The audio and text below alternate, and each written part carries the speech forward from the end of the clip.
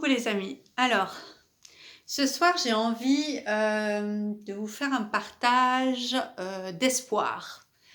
D'espoir pour vous dire en fait qu'il n'est jamais trop tard, que tout est possible, ça je le dis souvent, mais je pense véritablement euh, et que les choses peuvent vraiment changer comme ça. Il faut pas avoir la croyance aussi, parce que des fois on se rend compte, quand on a eu la première prise de conscience, des fois que le chemin va être long. Et ça peut être un peu frustrant, pénalisant, ça peut faire peur. Et je trouve que c'est super important de ne pas fixer des croyances autour de ça, comme quoi ça va forcément prendre du temps, la transformation. Oui, c'est sûr que voilà, hein, on fait pas une transformation de vie entière en 21 jours, voilà, ou même en 2-3 mois. C'est un chemin vraiment, et c'est le chemin vraiment qui prend tout son sens, qui est magnifique. Mais en même temps aussi, ça peut aller aussi très très vite. À des moments donnés, c'est le TGV quoi. Et là, en cette fin d'année 2025, c'est incroyable. En fait, je suis en train de refonder tout le programme que j'avais prévu de mettre en place pour l'année prochaine parce que depuis que j'ai commencé ce calendrier de l'avant et de l'après, c'est incroyable tout ce qui s'est passé en si peu de temps. Et là, on sent que c'est vraiment, on est en fin de cycle et qu'il y a une accélération en fait. C'est pa, comme ça. Et je voulais vous partager deux choses par rapport à ça. La première, c'est que il y a 3 étapes vraiment essentielles dans la transformation. La première, bien sûr, comme on a dit, c'est la prise de conscience. Parce que tant qu'on n'est pas conscient, on est dans nos dénis, on est dans nos autosabotages, on se raconte des histoires. J'ai vécu comme ça pendant des années. On est soit dans le rôle de la victime, qui a pas de chance, qui est dans dans le, comment dire, pas vraiment la fatalité, mais qui est dans l'injustice. J'ai pas de chance, c'est toujours sur moi que ça tombe, tati tata. Voilà, dans la plainte et la complainte et l'injustice, hein, vraiment, ça peut être la tristesse, l'injustice, etc. Avoir l'impression que le sort s'acharne contre nous. Et l'autre, ça va être le rebelle. Le rebelle qui, lui, il est en colère contre tout le monde, contre la vie, la société, les gens. Et c'est lui, par contre, il pète la forme. Il y a beaucoup de colère. Il y a de l'injustice aussi, bien sûr. Mais c'est moins dans le mode tristesse, en tout cas pas assumé. C'est en déni, la tristesse. Et du coup, c'est plutôt le rebelle qui, là, c'est de la faute de tout le monde. Les gens sont tous des cons. Et bon, voilà. Et, euh, et en fait, dans les deux cas, bon, dans ce cas-là, c'est plus du déni, effectivement, hein, et de la colère qui est pas vue, qui est pas creusée, etc. Mais dans les deux cas, en fait, voilà, c'est du déni. Le jour où il y a la prise de conscience, bien sûr, les deux peuvent, ils font partie des schémas, ce qu'on appelle insecure, hein. Un va confronter, l'autre va éviter, hein. Mais globalement, les deux sont à se raconter des histoires, tati tata. Les deux ont perdu la foi et voilà, c'est un peu dommage, mais bon, chacun son moment. Parfois, c'est là que les grosses épreuves dans la vie, les maladies, les accidents, les deuils, etc., nous font faire justement des éveils fulgurants, hein. Voilà, c'est les fameux cadeaux mal emballés. Donc la première étape, c'est la conscience et je pense que l'année prochaine, on va être en année collective 1 et qu'effectivement, on va être dans cette énergie vraiment de réveil, de prise de conscience, de nouveau départ. C'est vraiment une énergie, comment dire, de renouveau et de conscience pour le coup, hein, voilà. Après, on va voir que le 1, l'année collective 1, il a aussi ses autosabotages. Mais ce que je voulais vous dire, c'est qu'il est très important, il ne faut pas rester que dans l'histoire de l'année collective, parce que le collectif, ok, on est tous confrontés toute la journée en rapport avec les autres, au boulot, dans la famille, les enfants, le chéri, la chérie, les parents, c'est que ça la vie, hein. C'est les autres et nous, hein. C'est pas pour rien que Sartre il disait l'enfer c'est les autres, bon c'est les autres et nous et les autres, hein. Donc mais il est très important de comprendre thématique aussi, votre thématique personnelle. Parce que oui, cette année, on était en collectif 9, donc justement, le 9, c'est le collectif, donc là, pour le coup, on l'a vu, ça a été bien, bien lourd, voilà, et même dans les relations, moi, je l'ai vu partout, hein, aussi pour moi, partout. Cette année, c'était chaud au niveau des relations. C'était vraiment tendu, on se comprend pas, des fois on n'est pas sur le même timing, etc., etc. Moi, j'ai eu des périodes aussi où j'ai à nouveau ressenti mes blessures de rejet, d'injustice, etc. Donc, c'est normal, on est humain. En plus, pour tous ceux qui sont pas en déni, on ressent vraiment notre sensibilité, donc c'est normal.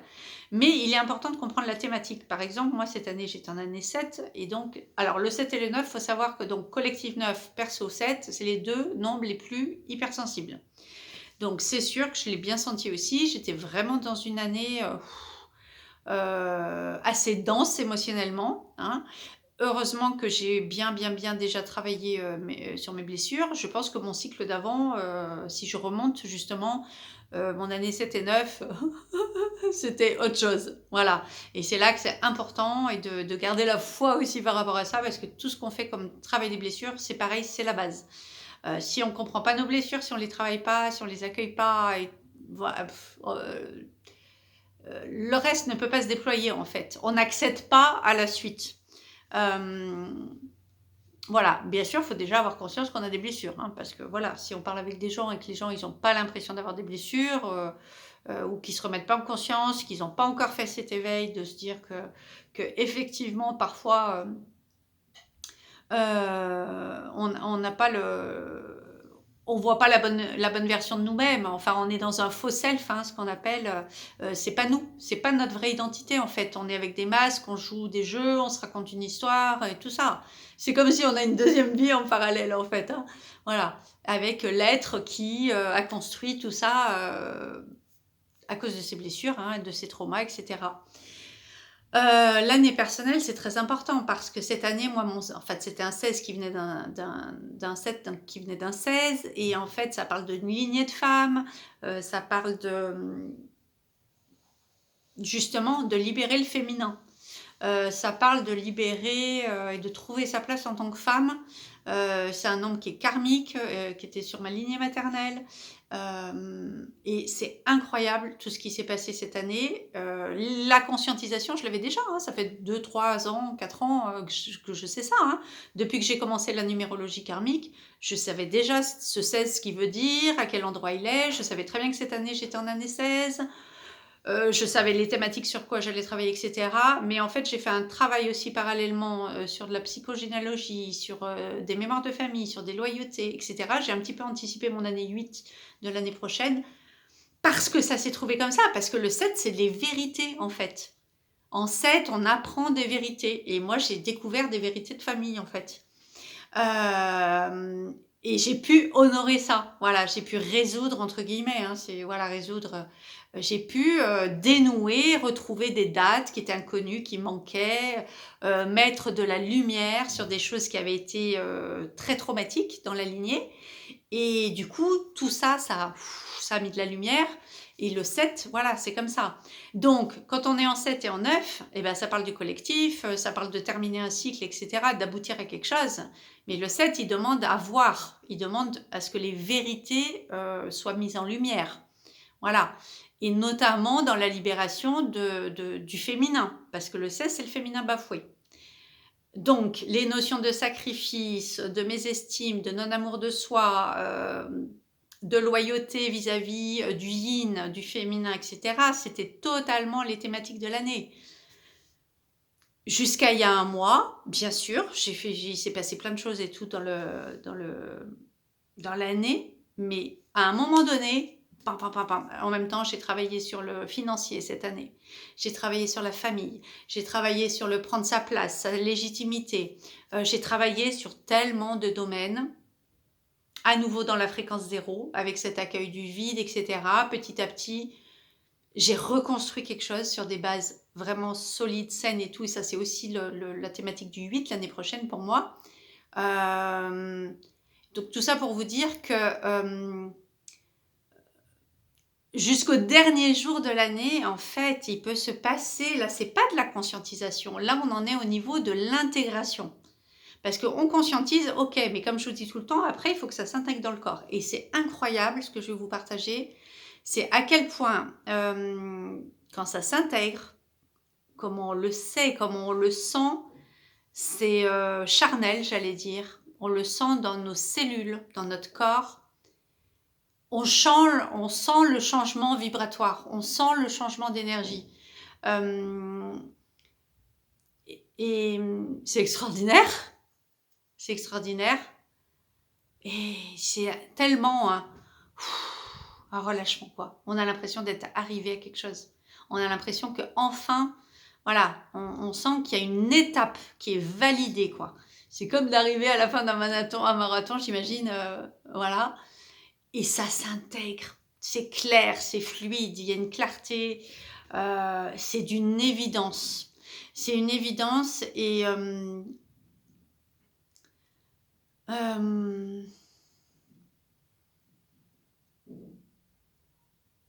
il se passe quelque chose vraiment, voilà, qui va au-delà.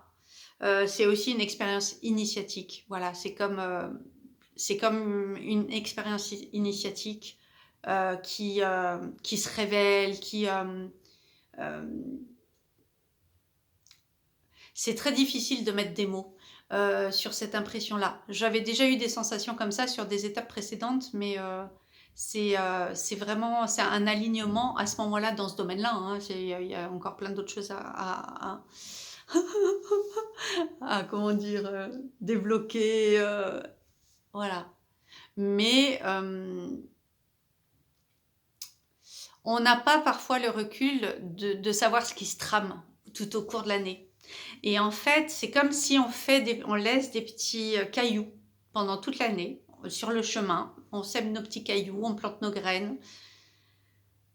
Et on est encore avant le virage. Donc, on ne voit pas encore ce qu'il y a en sortie du virage. Et en fait, quand on arrive à la fin d'année, c'est comme si on est enfin à cet endroit-là du virage et qu'on a la vue complètement claire devant. C'est comme si devant, il y a une plaine, voilà, où c'est hyper dégagé, voilà. Et en même temps, on voit aussi tout ce qu'il y a eu derrière. On a cette vision, on a ce recul et en même temps, cette vision claire aussi sur ce que ça switch, en fait. Et ça, c'est dense. Pour une fois, dense, c'est dans l'autre sens.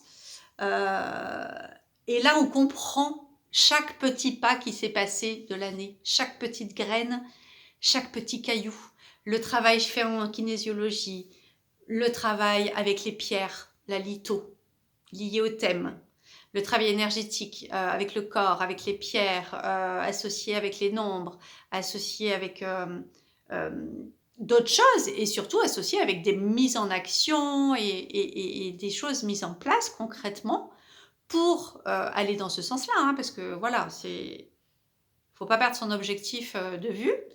Il y a quand même un acharnement à vouloir quand même réussir, dénouer un engagement, mais à 3000%. Et waouh! Donc c'est dans ce sens que j'avais envie de vous donner de l'espoir que parfois on a l'impression qu'il reste encore beaucoup devant, et oui, c'est vrai, mais en même temps, c'est comme si tout d'un coup, il y a un catalyseur en fait. Tout d'un coup, il y a un catalyseur et tout se réunit. C'est comme si tous les petits éclats, toutes les petites étincelles se réunissent et c'est un grand soleil. Et cette impression vraiment comme quoi ça s'intègre et en fait on se dit mais je le savais déjà, c'était conscientisé. Je le savais avec mon mental, avec ma tête. Mais là tout d'un coup, c'est comme si on l'incarne en fait cette vérité. C'est clair, en fait, c'est plus quelque chose d'extérieur qu'on regarde, qu'on conscientise, ça devient quelque chose en nous, qui fait partie de nous. C'est quelque chose que l'on est, que l'on incarne complètement. Et le 9, c'était ça aussi, c'était vraiment l'être. On n'était pas dans le faire, normalement, on était dans l'être. d'aboutir quelque chose en soi. Comme aboutir tous ces 9 ans, prendre les récoltes de ces 9 ans, chaque expérience, chaque leçon de chaque année, et en fait en tirer la substantifique moelle, comme on dit, et intégrer ça. Et c'est incroyable parce que on oublie, du coup, on se dit, mais comment j'ai pas pu l'intégrer ça avant, en fait? C'était conscientisé, je le savais, mais ça paraît d'une telle évidence, on se dit, mais comment je ne voyais pas ça? Et c'est dans ce sens-là que je vais vous dire, parce que je le vois aussi hein, quand je parle à des copines, à des clientes, à des relations aussi au boulot, enfin dans d'autres endroits, dans ma vie sociale, etc. Il y a des choses évidentes, des fois pour nous sur les autres, ou sur les autres pour nous. Ces questions de miroir, là, en année 9, c'était incroyable. Et pourtant, on est devant, c'est devant nous, on a les deux yeux bien ouverts, c'est devant nous, on ne le voit pas. Tant que ça ne s'intègre pas, donc comme quoi il y a un temps pour tout, effectivement, il y a un temps pour intégrer les choses, hein, parce qu'il faut que ça se dénoue en somatique.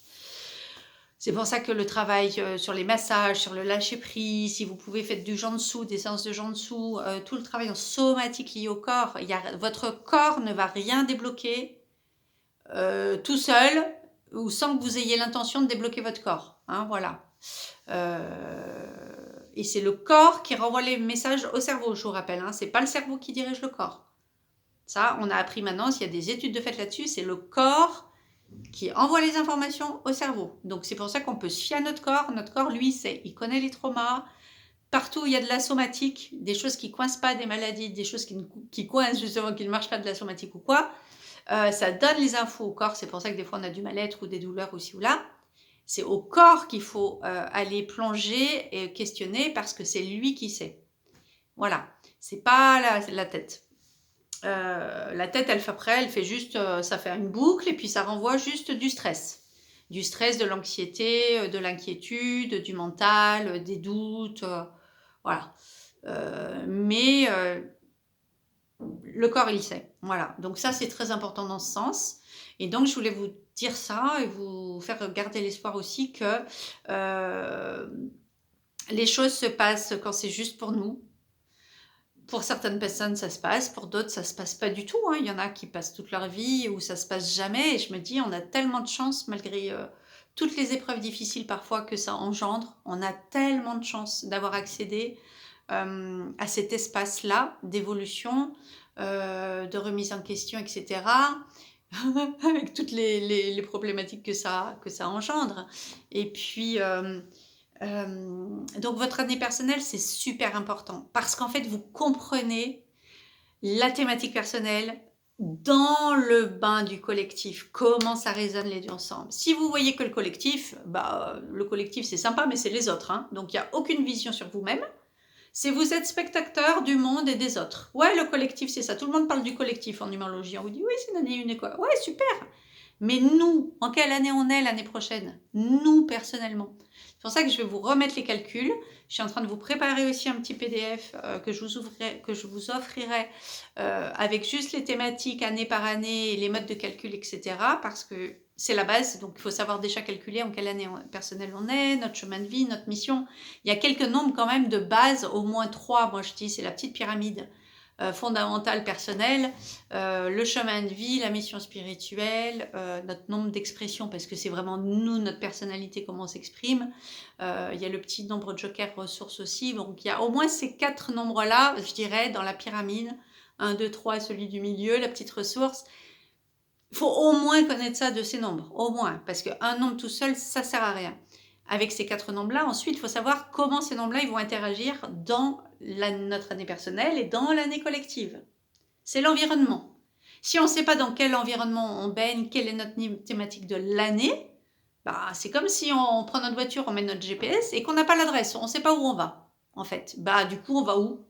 On tourne, on ne sait pas, on n'a pas l'adresse, donc on ne sait pas où on va. Voilà, c'est tout bête, c'est exactement ça. Et si le GPS est basé que sur le collectif, on va à l'adresse d'un tel, on va à l'adresse d'un tel, on va à l'adresse d'un tel, voilà, on subit en fait les autres, on est dans les histoires des autres, mais pas dans la nôtre. En fait, l'intérêt, c'est de comprendre la nôtre, où on va, quelle est l'adresse finale, l'objectif, c'est quoi la thématique de cette année. Comme je vous disais, en 16-7 par exemple, c'était prendre sa place en tant que femme, découvrir des vérités par rapport à ça. En plus, moi, c'était encore plus spécifique parce que c'était sur une lignée. C'est pas le cas de tous les 7, hein, ça dépend où il est placé, comment il est placé. Mais là, c'était aussi ça, c'était des vérités, etc. là-dessus. Puis c'était à nouveau aussi encore de l'intériorité, de l'introspection, des apprentissages, un retour à soi. Et ça a été totalement ça. Et voilà, hein, vous savez qu'en année 7, c'est pas l'année où vous allez sortir de folie, à connecter plein de trucs. C'est pas une année 5, hein, c'est pas une année d'exploration avec les gens. Non, c'est une année de retour à soi, d'introspection, d'accueil de vérité, etc. Et aussi une année de foi, de connexion, voilà, à son sacré. C'est retrouver le sacré en soi. Et bon, aussi en tant que femme. Donc ça, je voulais vous dire ça. Donc voilà, quelle est votre année personnelle, quelle est votre année universelle, comment un nombre interagit par rapport à l'autre. C'est ça que je vous mettrai dans le petit e-book que je vais vous offrir. C'est l'année prochaine, on en a en année une collective. Alors selon si tu es en 1, ça va vouloir dire quelque chose. Alors là, tu vas avoir un gros portail de 1. Hein. Voilà. Alors attention si le 9 a bien été fermé, ce cycle-là, parce que sinon, bon, à voir, mais ça va être énergique. Hein.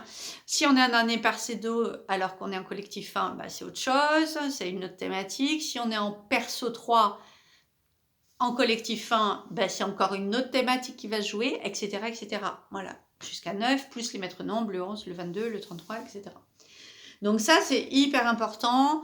Donc je vous invite vraiment justement à être curieux, puisque le 1, normalement, c'est la nouveauté, c'est être curieux, c'est se remettre en question. C'est un des plus gros challenges du 1, justement, c'est de ne pas rester. Le 1, il peut être comme ça. Il a ses vérités, il sait tout, il connaît tout, et il a son idée sur tout, il sait, sauf qu'il ne sait pas qu'il est drivé énormément par son ego, et qu'il est drivé énormément par des autosaboteurs, justement, qu'il lui faut croire qu'il sait tout, parce que comme ça, il reste dans ses schémas, il se pose pas de questions, il se remet pas en question, et voilà. Et ça peut être très fermé, très serré. C'est un homme très yang, hein, donc très têtu.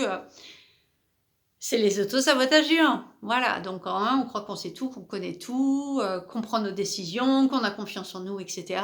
Et justement, jusqu'à un certain point. Il faut toujours, de toute façon, se remettre en question. Parce qu'en en fait, quels que soient les nombres, on a des autosaboteurs. Et le pire autosaboteur du 1, c'est l'ego. Voilà, donc ça, c'est un truc que j'ai bien expérimenté aussi, parce qu'en 8 aussi, c'est pareil, il y a beaucoup d'ego, et c'est pareil, on ne le voit pas.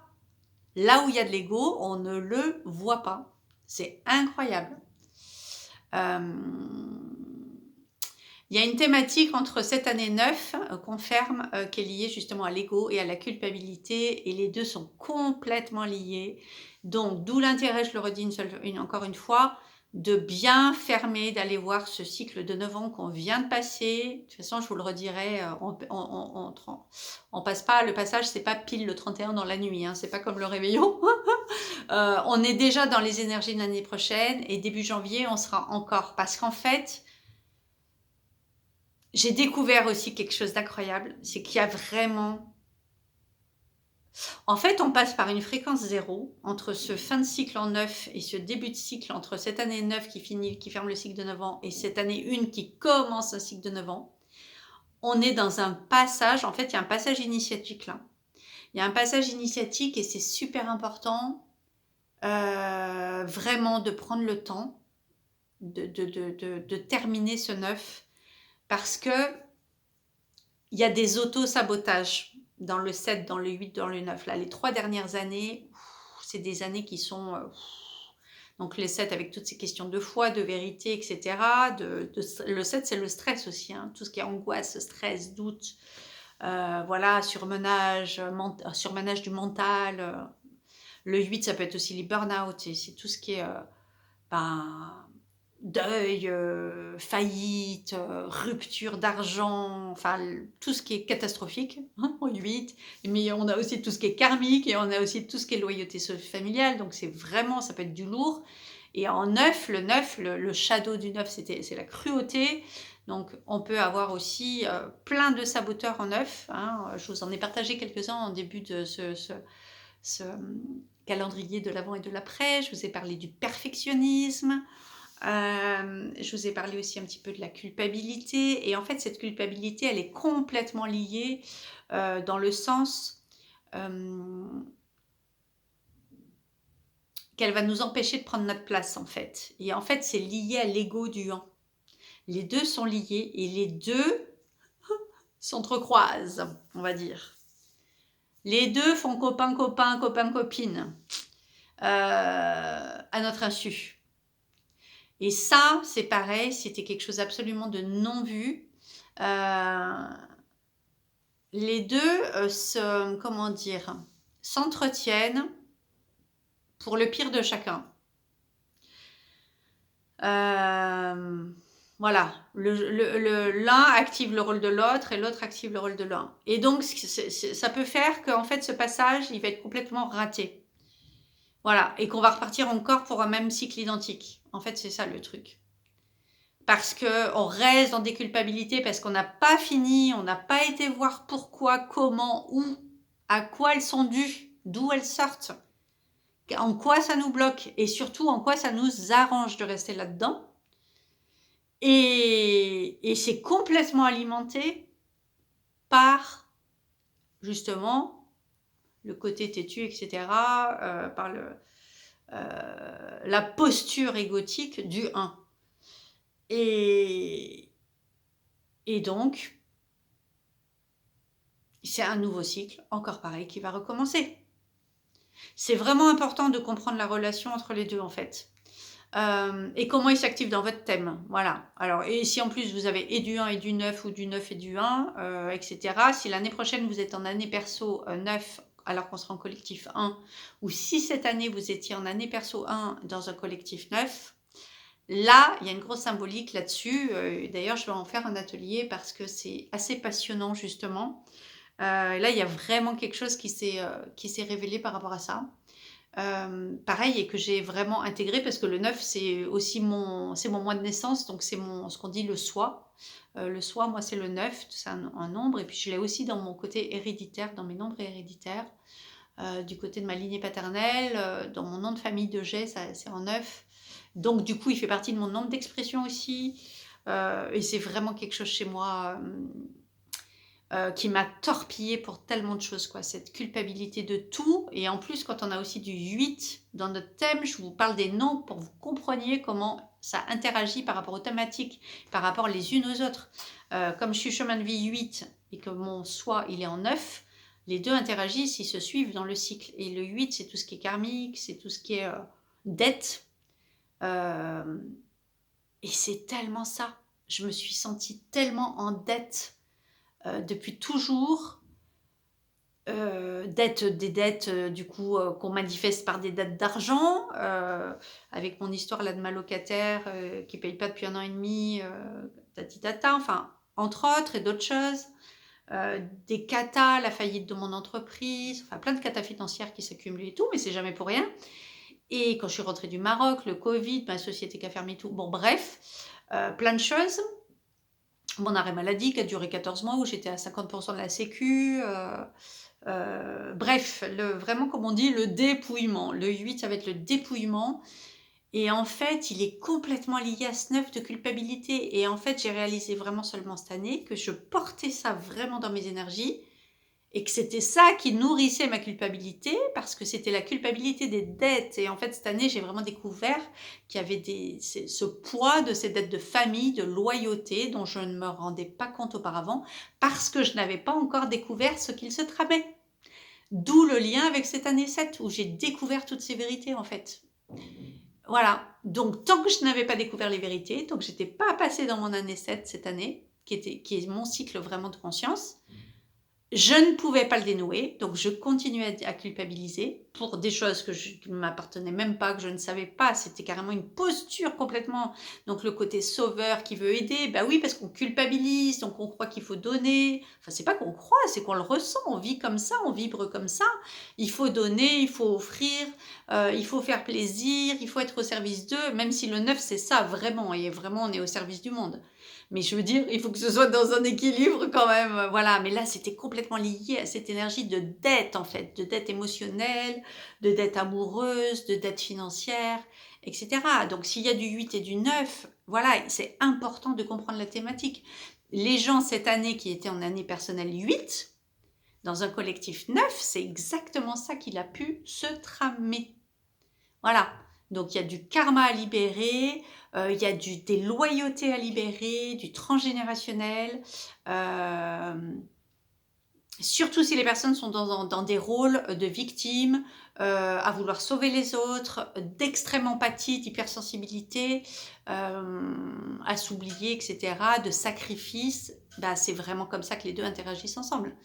Voilà, après ça, c'est des choses qu'on peut voir aussi en coaching one-to-one, personnel, pour aller vraiment regarder par rapport aux dates, à la famille, à ce qui se passe, etc. hein. Il peut y avoir des suivis d'accompagnement, parce qu'on ne peut pas tout régler en une fois, bien sûr, mais en tout cas, c'est passionnant, et c'est de ça que je voulais vous parler. Donc ça, c'est la première chose. Les années perso universelles, à connaître absolument, pour comprendre où est-ce qu'on va en 2026. Votre GPS, il va où? Quelle est votre adresse, votre destination? Et j'ai oublié ce que je voulais vous dire d'autre. Entre-temps, oui, donc je voulais vous dire, il y a 3 choses. Donc, à la base, il y a la conscience, donc ce qu'on a dit. Et puis ensuite, pour upgrader, pour avancer, il y a 2 choses indispensables. C'est la responsabilité. Vraiment, faire des choix. Et prendre ses responsabilités. Prendre ses responsabilités, ça veut dire quoi? Ça veut dire, comme je vous ai dit au début, il y a la victime ou le rebelle, de dire « Ok, je sors de ça. Ok, je laisse cette histoire que je me suis racontée des années. Qu'est-ce qu'il y a d'autre derrière? Quelle est ma nouvelle identité ?» Justement, c'est de ça qu'on va parler l'année prochaine en 1. Notre identité. Donc, il va falloir repartir l'année prochaine en 1 avec une identité authentique.